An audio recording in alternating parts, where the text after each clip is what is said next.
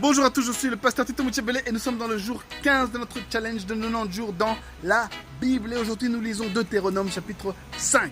Ce chapitre est une répétition des 10 commandements qu'on trouve aussi dans Exode chapitre 20. Rappelez-vous que Deutéronome signifie la deuxième loi. C'est une répétition de beaucoup de choses qu'on a déjà appris, que Moïse donne à la fin du voyage, juste à l'entrée de la terre promise.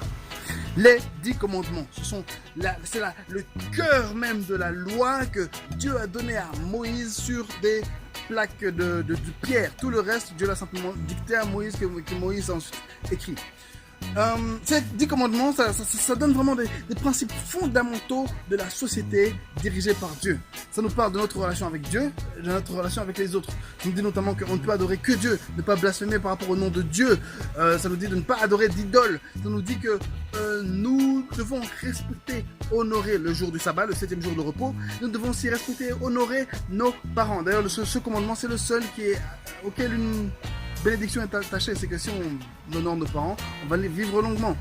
Et aussi, ça parle de nos relations avec les autres. Pas de vol, pas de calomnie, pas de meurtre et des choses comme ça. C'est vraiment 10 commandements qui nous promettent une vie pleine de bonheur.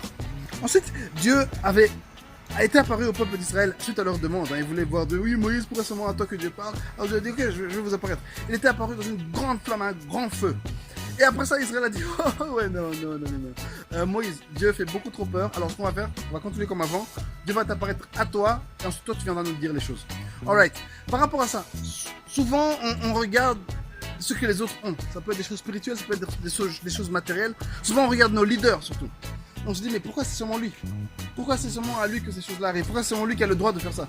Et on oublie le poids, le prix que le leader, que quelqu'un doit payer pour avoir une certaine bénédiction. Le prix que quelqu'un doit payer pour être à un certain niveau de vie. Tu ne sais pas combien d'heures cette personne prie par jour. Tu ne sais pas combien de litres de larmes cette personne pleure par jour. Alors, acceptons ce que nous avons. Et si tu veux arriver là où quelqu'un d'autre est, prends le temps de lui demander comment faire pour être comme toi. Pas simplement en essayant d'avoir la bénédiction comme ça gratuitement. Nope. La loi de Dieu. Ensuite, donc, Dieu a donné toute la loi à Moïse, qu'il a ensuite écrite pour tout le peuple. La loi, ça concerne le culte à Dieu, ça concerne les relations dans la société, ça concerne toutes sortes de choses, mais c'est une loi que Dieu insiste dans ce texte-ci. C'est une loi qui est là pour nous apporter notre bonheur.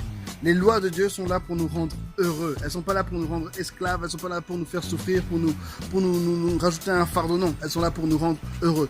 Écouter Dieu, suivre Dieu, c'est pour notre bonheur déjà ici sur terre. Yes! Je vous pose encore les 3 questions chaque jour. Premièrement, qu'est-ce que ce texte m'a appris sur Dieu? Deuxièmement, qu'est-ce que ce texte m'a appris sur moi? Troisièmement, qu'est-ce que je compte faire par la suite? Soyez tous bénis. N'oubliez pas de partager les vidéos et amusez-vous bien. On est en été. L'été, c'est bien. Wouh!